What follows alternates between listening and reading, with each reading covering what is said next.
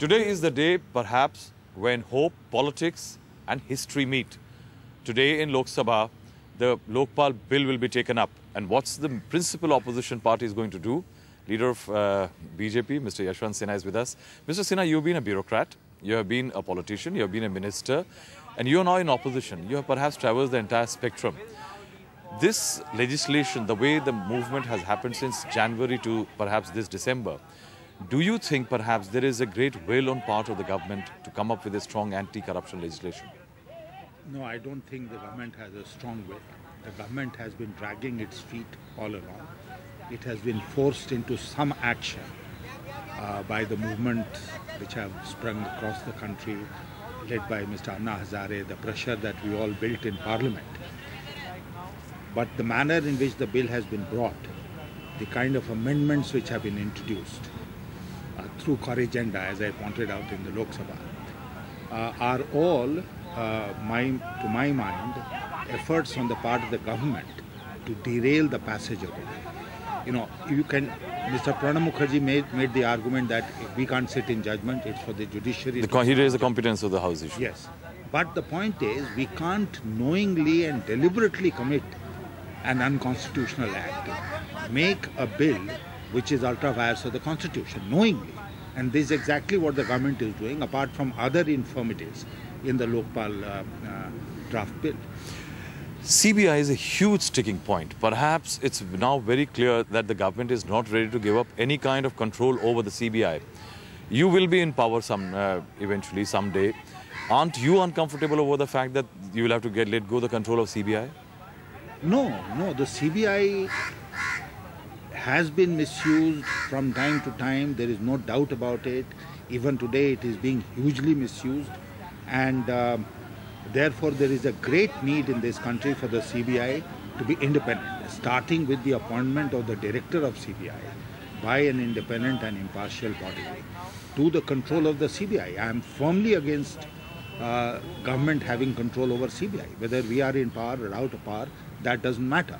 But CBI should not become a tool in the hands of the government of the day. Your party is planning to move a lot of amendments. Yes, we are.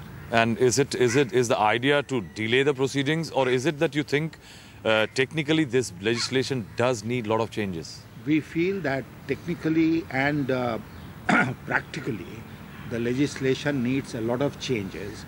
It is very important, if we are creating this institution after so many decades, it is important that the institution should be strong, it should be effective, it should be able to fight the scourge of corruption in our country. If it becomes toothless, if it becomes ineffective, then why create such an adumbra which will not function? And are there some issues on which you are with the government? We are with the government on the issue of generally passing an effective and a strong Lokpal legislation. A Prime Minister under Lokpal with safeguards? Prime Minister under Lokpal with safeguards. We have pleaded for it, and I am happy that the government has brought it in the bill. When the bill is being taken up, will the fact that increasingly it seems that also for the opposition, the fact that Anna Hazare is protesting outside is going to be a constant reminder, and perhaps the opposition, won't you be tempted to sync your protest inside Parliament to the protests outside? I think the Parliament should consider it most objectively, irrespective of the fact that Mr. Hazare is protesting outside, is fasting outside. We should consider the bill on its merits, move amendments on the merit of the bill or on the defects of the bill, and get the bill passed.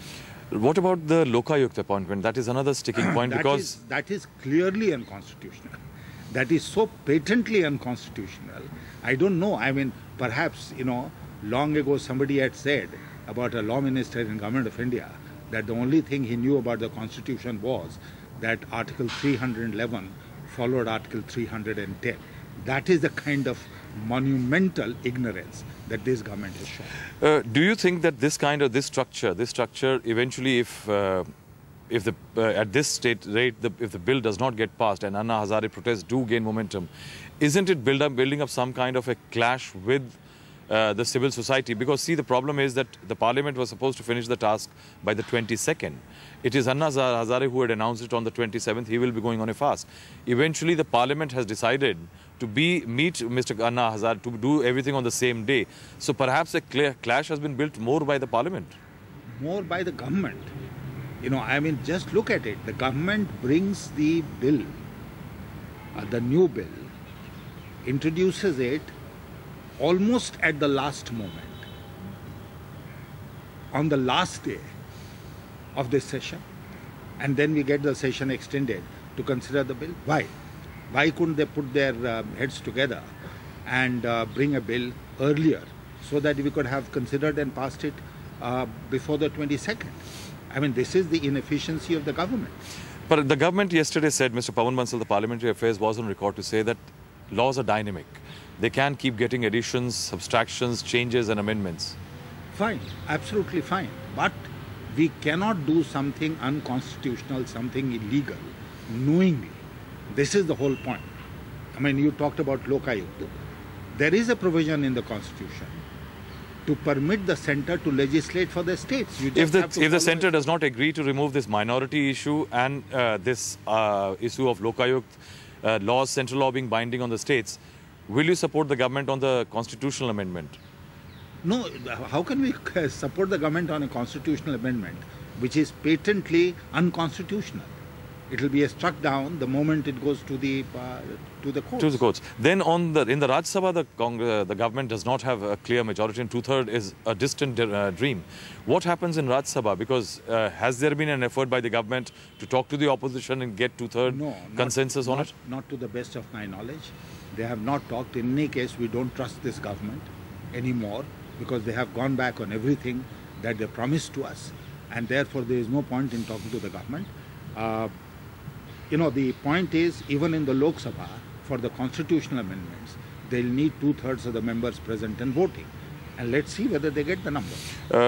Who do you hold responsible for this entire mess which has emerged in the last 1 year? That Anna is back protesting in Delhi, Bombay, and there is a call for jail bharo. Who do you hold responsible that this legislation need for this legislation is being felt? It's an outcry for it. Now, do you think is it just a mess which has been created, or is it eventually that perhaps the government didn't know how to go about it? It is a mess which the government has created for the simple reason that they did not know how to go about it. And it is not, let me repeat, it's not a confrontation between Parliament and Anna Hazare.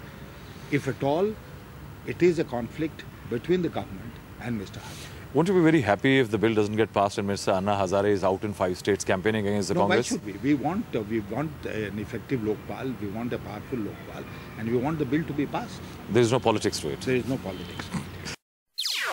NDTV's cricket app, Android and iPhone, fastest scorecard, special analysis, and much more. Download free. NDTV.com/apps.